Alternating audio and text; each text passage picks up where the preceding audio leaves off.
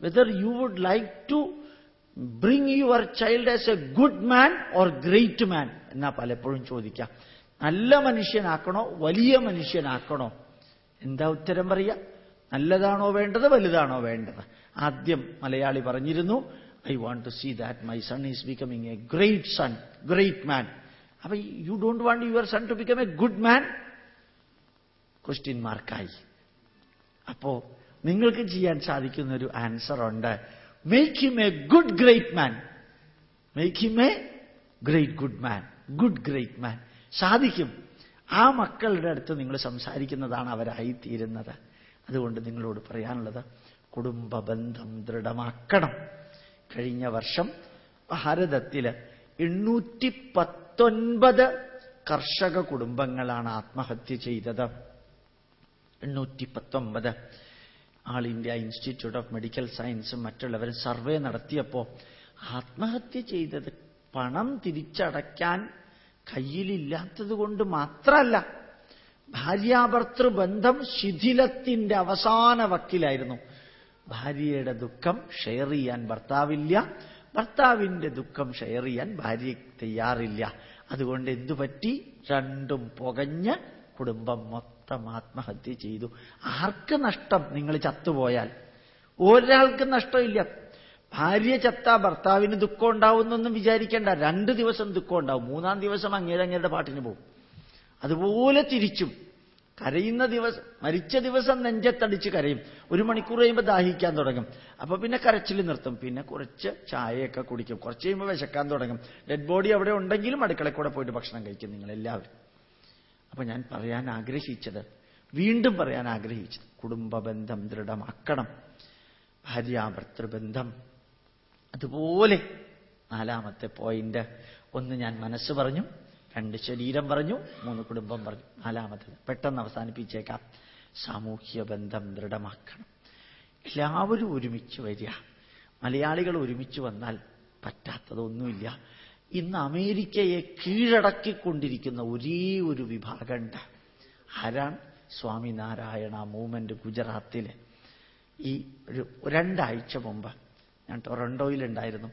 ആ ടൊറന്റോയിൽ അതിഗംഭീരമായിട്ടുള്ള സ്വാമിനാരായണ ക്ഷേത്രം BAPS ബാപ്സുകാർ ഉദ്ഘാടനം ചെയ്തു. എത്ര ഫോറിനേഴ്സ് അവിടെ വന്ന് നിൽക്കുന്നേ അറിയോ? അവര് പറയാ, why people are going to see Eiffel Tower? This is much better than that.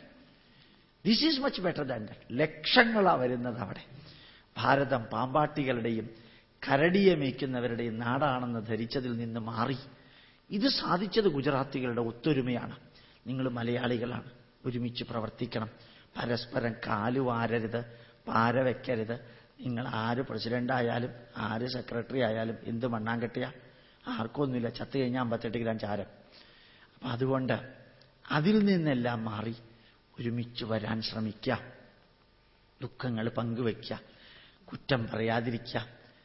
ഇതൊരു ഉപദേശമായിട്ട് എടുക്കണ്ട, തോന്നല്. എല്ലാ സ്ഥലത്തും പറഞ്ഞുകൊണ്ട് വന്നതാണ്.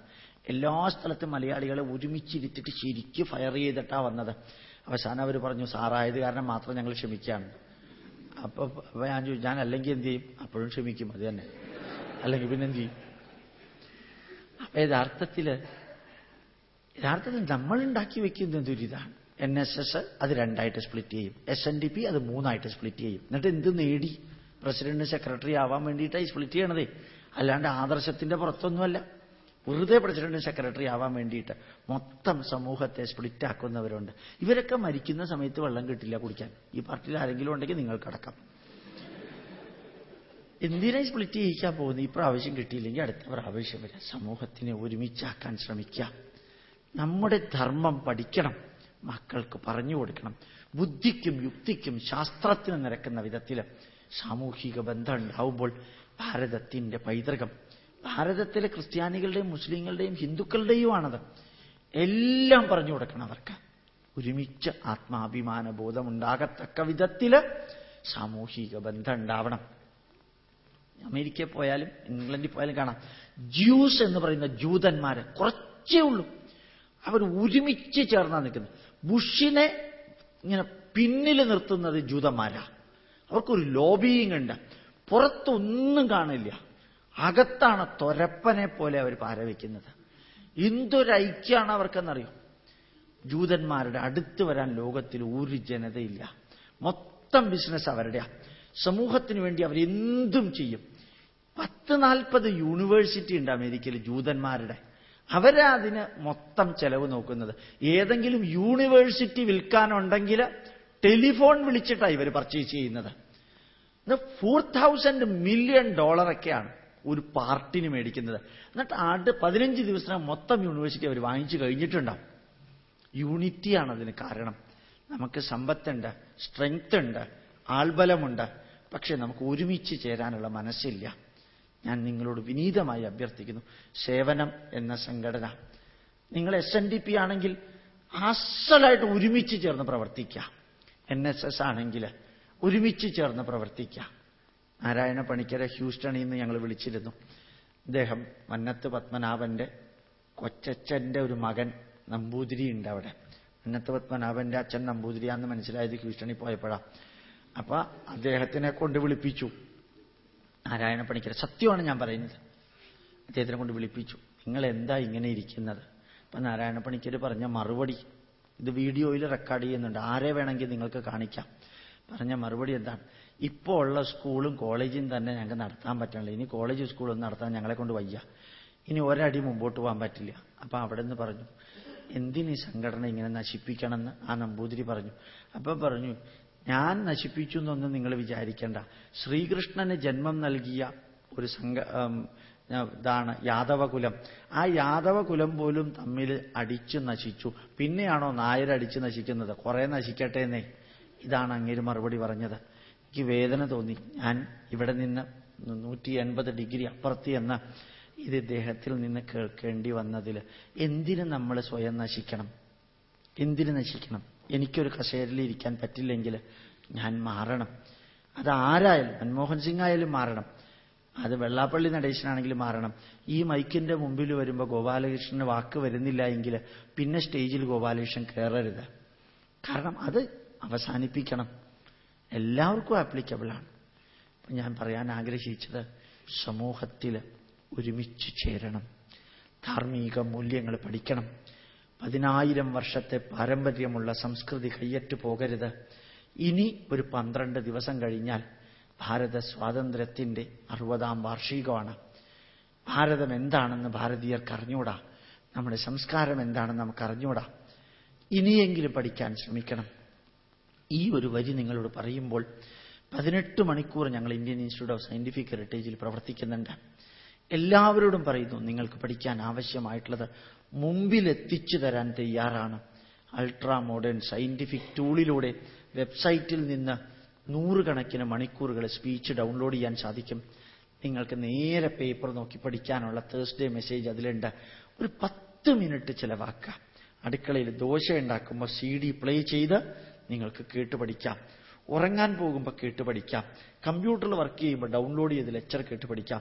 ഇന്ന് അതിനുള്ള സൗകര്യമുണ്ട്. പുസ്തകം നോക്കി കുത്തിയിരുന്ന് ഉറക്കം തൂങ്ങി വായിക്കേണ്ട ഒരു ബുദ്ധിമുട്ടും ഇന്നില്ല. വർക്ക് ചെയ്തുകൊണ്ടിരിക്കുമ്പോൾ പഠിക്കാൻ നിങ്ങൾ പഠിക്കണം. എൻ്റെ കുടുംബാംഗങ്ങളോട് ഞാൻ നിറഞ്ഞ ഹൃദയത്തോട് പറയാം, ഭാരതത്തെ മാറ്റണം.